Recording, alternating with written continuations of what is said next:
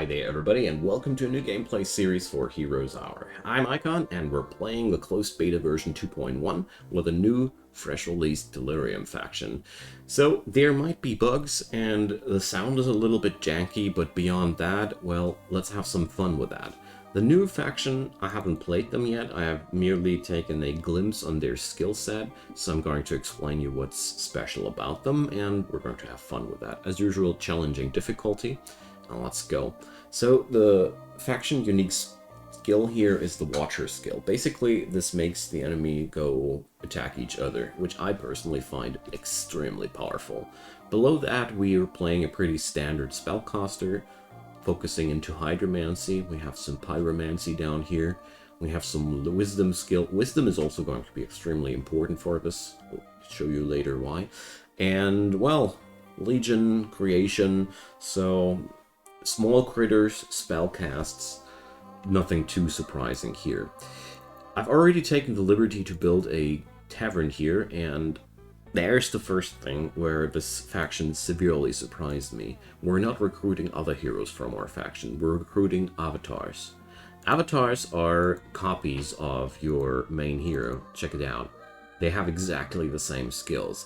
I don't know if the avatar's experience gain will be also shared in the entire pool, but basically you got only one hero. Pretty wacky concept at first, but I must say I find it extremely interesting and innovative, and I want to try it out. That's one thing I love about this game. It's teeming with interesting ideas all the way. So let's just grab some freebs and see what we're going to do beyond that. Alright, there is a shrine for spells. What do we have here? An arena. Well, first things first, Cloud Palace. Alright.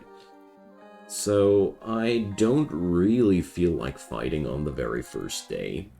I'd rather wait and, I don't know, probably upgrade these dudes so they turn into ranged units.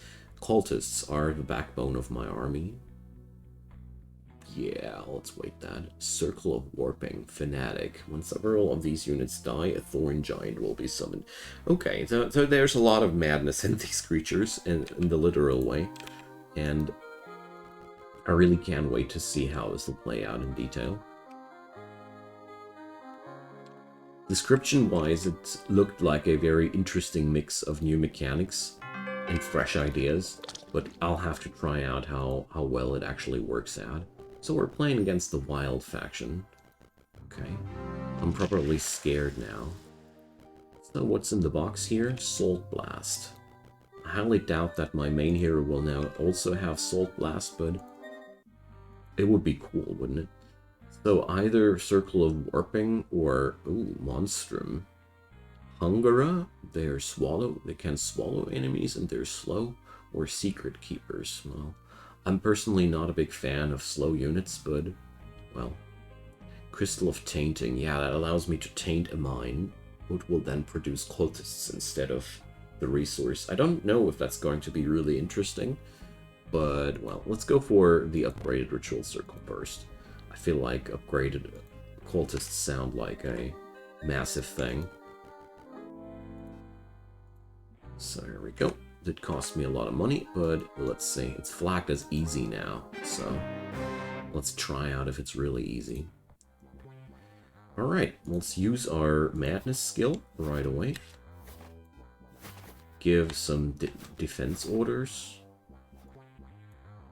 Fall back a bit. And now let's attack.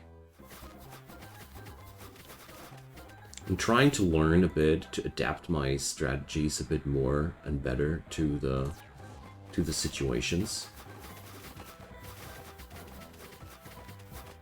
So can we do this twice actually? Yes, we can. Oh my god. This is massive. Alright. So almost no losses. Brilliant. Okay, so I'd love to go for bodyguards first, but I think that's going to be a wasted opportunity. My avatar unit will be just roaming around collecting stuff. I'll just upgrade this skill first, because I feel like that's probably my most massive asset right now. So let's just abuse that as hard as possible, hey? So let's do this one more time. Set my people up to defense. And... do you see that? Spread madness! I love it. I freaking love it. Attack! Alright. This will lower the efficiency of the enemy ranged units by a ton. And, did I even convert a part of them? Whatever. We're dominating them quite well. There we go. We've only lost one Grey Boy. And the Grey Boys are actually bonus units we got there, so... we didn't lose much. No, not the quarry. Not like this. Damn. Well, I can't recruit that guy for 2,500. What the hell? Usually heroes grow costier, and here you have it. It's just the same hero again. Oh, I already capped that one.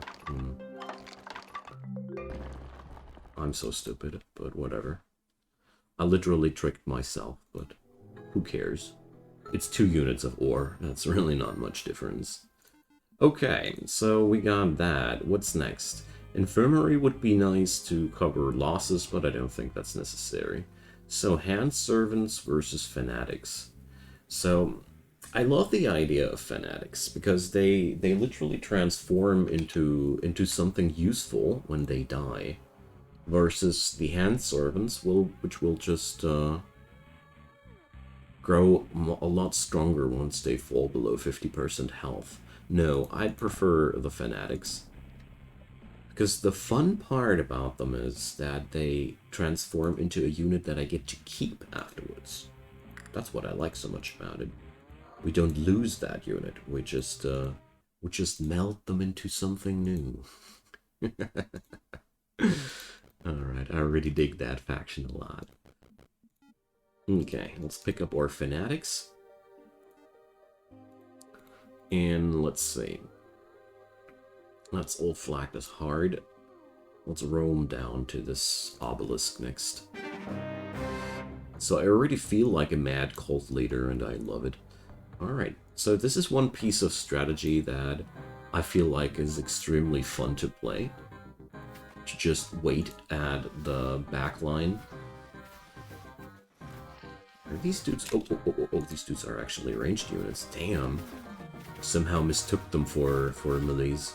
Whatever. What I've lost so far... well, I've lost a little bit more than usual due to my little blunder here, but... I somehow mistook them for... whatever. Okay. Let's go bodyguards. So all of my avatars now suddenly have bodyguards. They can't find... I love this. So here, the next important question is, do they gain XP as a collective as well? We'll try that out here.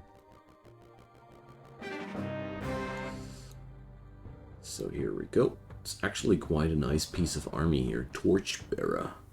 They light up enemies. Okay. Why not? Oh, I don't have enough mana for that spell, because they all... now I get it. So they are really only... They're literally just transporting my main hero to that battle site, stat-wise.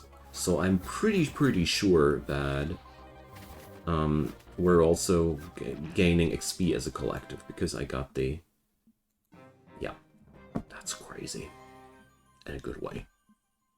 Because, you know, madness. I love it. So yeah, they suffer from the weak side, that they share the same mana pool.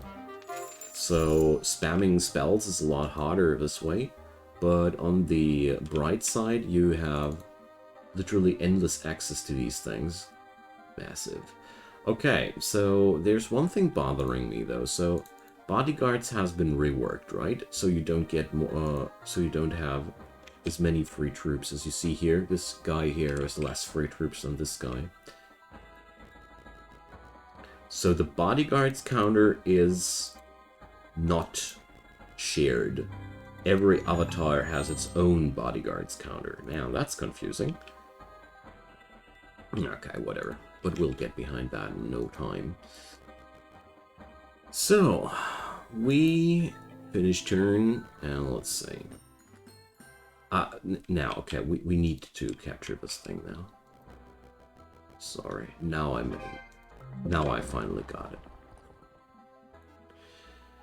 Alright. So, how about his army now? It's still lowered. It's still massively lowered. So you can't really see how the cooldown on bodyguards is, hey? Because every time you use it, you lose a portion of that capacity, basically. It's already reflecting in the tooltip now.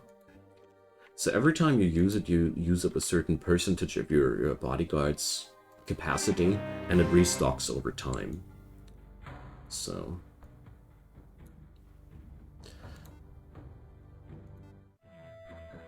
I am frankly confused. I got units that are from my avatars.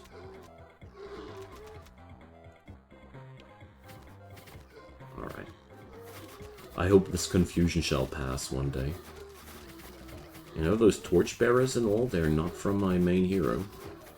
I don't know why I share the same units like my avatars. Maybe that's not intended. Oh, Mandel's Mantle. Wonderful. It's a good thing for summoners. Alrighty. What next? So, upgraded Circle of Warping would bring me the Possessed, but I'd rather build the Monstrum. The Hungerers are slow units. I don't like slow units. And here you see we have to invest cultists to hire these monsters. So I don't want to waste the wish here. Or, wait a sec, this will be transferred to all of them. Let's go experience. Okay. That was a bug. Oh, that confused me so much that okay. I'm doing misplace here, but... that bug shut me out of my routine. So let's defend ourselves one more time.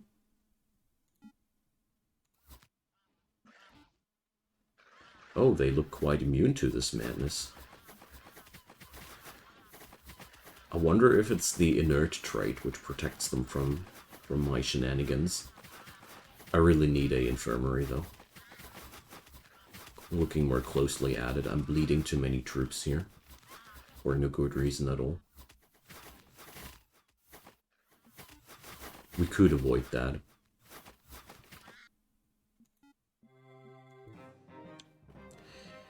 So, amp up the bodyguards for the sake of stronger avatars. What do we have here? Bestial Ward. Creature speed plus.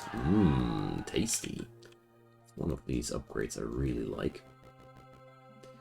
And let's see. So we got now more troops than before. So for some reason, my main hero has the same bodyguards troops as my secondary heroes. I don't understand why. I don't feel like it does any like it would do any make any sense. Purse of Gold. How is it with the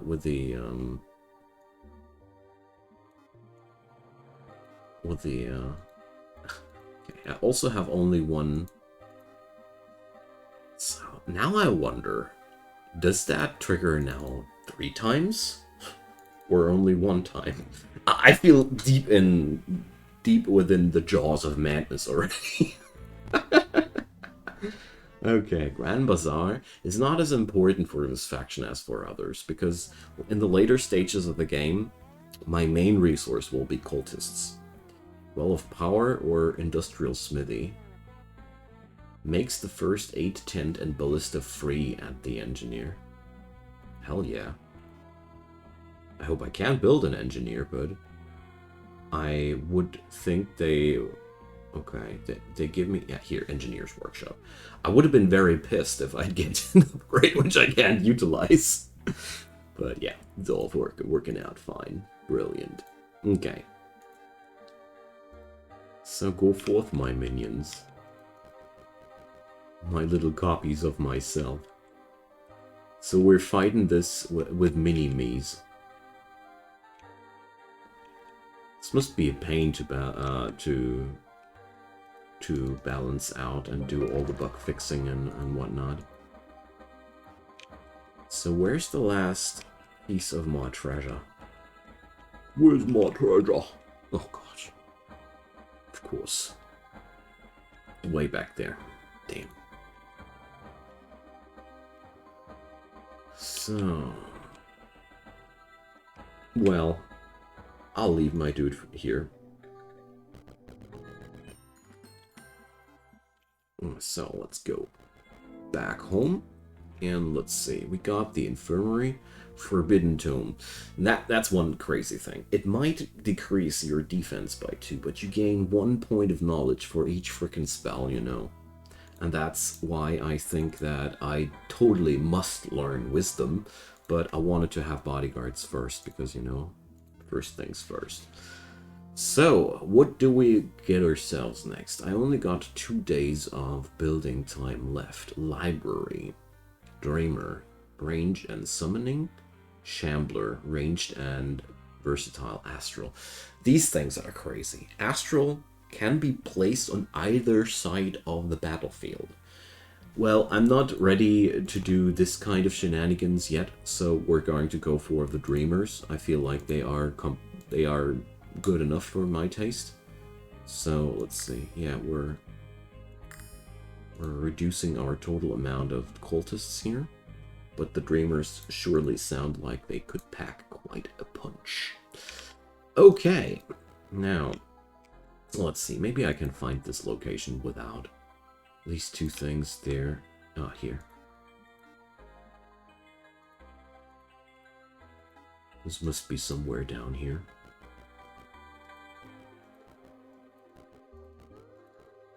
Pretty sure I'll find it there somewhere. Okay, so let's check out our next targets. We're at the end, well, briefly before the end of week 1. Resource-wise, everything is pretty balanced out. I think it's about time to just go for the next best resource mine. So what will we need here, first and foremostly? So for the Abyss, we'll need sulfur. But it looks like all of these resources are quite comparatively important. So, well, it doesn't really matter which one we'll take, but it's going to be a massacre for our troops one way or another. Let's start out here. I know that this will be a severe loss for my troops, but it's okay. Maybe I can take down 1 or 2 of them, and that's honestly all I want to achieve right now. So, 2. 1 or 2, just like I wanted it. Brilliant. Okay, so did this impact the other bodyguard stacks? Not at all. Nice. Okay. And so what can I go for tomorrow? Upgrade that into Sopor. Sopor have confusion on top of that. It's a massive upgrade. Possessed will terrify enemies. This faction is extremely crowd control heavy. There's so many effects that are totally aimed around controlling your enemies. Well, Orb of Water. Me wants. So probably I'll send this guy there, huh? Well, let's end that turn for now. let's see what I'm going to go for here.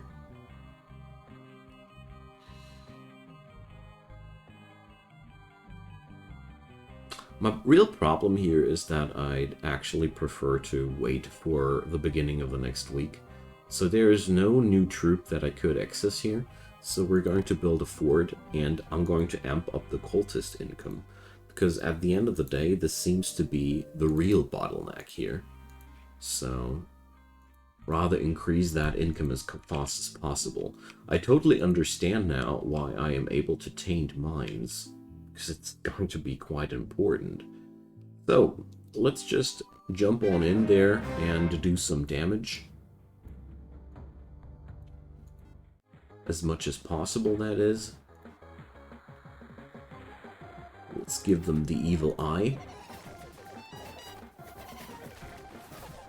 War clowns. Crazy troops. Alright. Well, that's been quite some damage. Not bad. Majority of these guys is now gone. That's a good thing. So let's do the second attack with my main hero. So is there anything ranged? Crystallius is not ranged, Light Stinger is not ranged, War Clown is not ranged. So we can't go for the hold your line strat. Alright, and let's attack. I don't know if this is going to... This is really that much better, but I have the feeling as if this is a way more coordinated way of going into combat. Well, we lost one gray boy, but that's all good stuff. Alright, so let's see. Knowledge. Knowledge is increasing my max mana and my daily mana regen. So yes, please, we need wisdom. So I can finally amp up my power there. So this is by far one of the most interesting new concepts that I've encountered since a long time. Like this whole concept of saying that you're basically playing the same dude all over again. It's just crazy. But you know, the concept of the entire faction is madness, so it's just fitting. I love it. Now, I can't say much about the balancing or such, because I'm not in it long enough. But concept-wise, it sounds brilliant. Okay. So, amped up the army a bit. And that little dude... Here, you see, the bodyguard stacks are massively depleted. So, we got almost no troops whatsoever out of that anymore. That's what happens if you use your stuff too often. Alright, here we go. So, does this count now for everybody? No. Damn, need to go to town first. Well, does this apply to him? And then to everybody? I know. Okay, whatever. I really wanted that upgrade anyway, so it's fine. So bodyguards takes a long time now to replenish. Like I said before, the only thing I'm bothered with is the fact that you don't get a proper readout how many days they'll need to recover fully. That would be something I'd love to see. Because right now I find it quite confusing, to be honest, to see how long they need to regenerate and all. So, let's set our dudes all back here. And make the ranged units attack each other. And now we go into our own offense.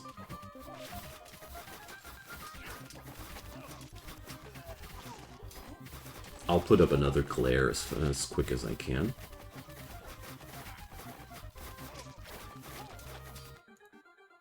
There we go. Yeah, pumping in some skill points into glare as early as possible really pays off. This is a very, very powerful skill, allowing you to go for strategies that you wouldn't go for otherwise. Berserker's Mask? No. don't want to give away even more of my defense. No thanks. So, well, the Purse of Gold. I wanted to check how that plays out. I mean, I don't see... here, artifacts give 200 gold. That would have been silly if it would be otherwise. Alright, Center of Delirium, so we amp up our income again, because, you know, income is right now my weak side. And let's head over to this altar. And then... let's see. Second Life. Let's dig out that treasure somehow. Here. You found the treasure! So what did we find? Regent's Turban, Elementalism plus Spell Power, Ruby Band. Those are lovely, unspecified things. Reliable Repair. No, this time I'm smarter than that. So... well... I need some method of recycling artifacts for this faction, because you certainly won't need them all. Right, so +6 knowledge already. And we've only started out! Oh my god. This is pretty nasty. So... I want to have the Guild of Mages to intensify this advantage even further. So now we got 12 knowledge. This means my spell power is massive comparatively. That's why I wanted to go for that spell power. I can cast a lot more spells than I would have been able before. That's what I'm trying to say. So Regent's Turban. Elementalism. Oh, that's the one with stuff during combat and 3 points of spell power. So I think we're good. I think we're totally good here. And another feature from the faction that I haven't mentioned yet is the Idol of the Three. So you can ally yourself with one deity, but only one of 3 per run. Okay, I want that upgrade here on the library, because I feel like these guys should bring in a lot of a difference there. Let's bring more of them. I feel like they are so powerful. 16 damage versus 7 damage, plus confusion, plus versatility, plus summons. That's just a lot of goodies on these guys. And it also mitigates the fact that I'm slaughtering my ranged units for more troops, which I certainly don't like too much. So yeah, bodyguards is nerfed a lot, but that's been okay. I mean, the skill was total BS, or the strategies that I applied with that were pretty BS. Now you can use it, but you got to use your head as well. I like that. I'm totally fine with that. Okay, let's bring the usual shenanigans up here. Defend first, and Second Life, summoning ghosts of dead units. Alright. Elemental Water. Okay. And... attack! The confusion effect splits up the enemy army right before the fight begins, and I really like that. Okay, let's try some damage magic too. I haven't used that much before. Yo, we've just lost 2 fanatics, that's all. I think that's a good quota there. So there's also regeneration down there, increases the raid through knowledge by 15% per rank. So, yeah, we're going to be able to have a massive amount of mana at the end of this.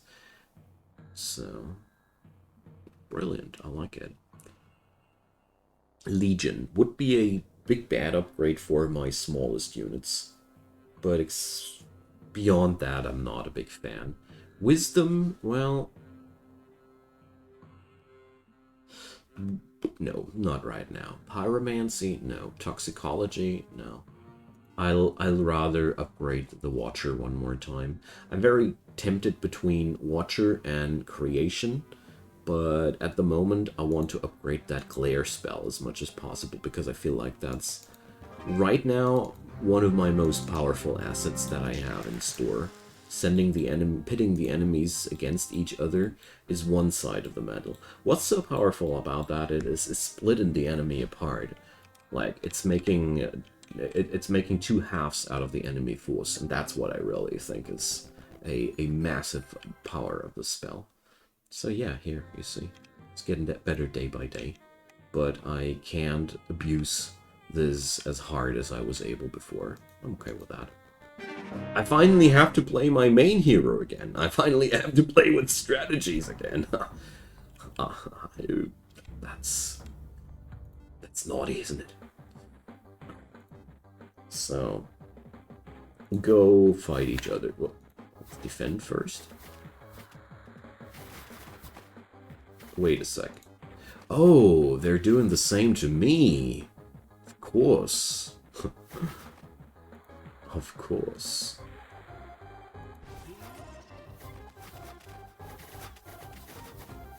How nutty.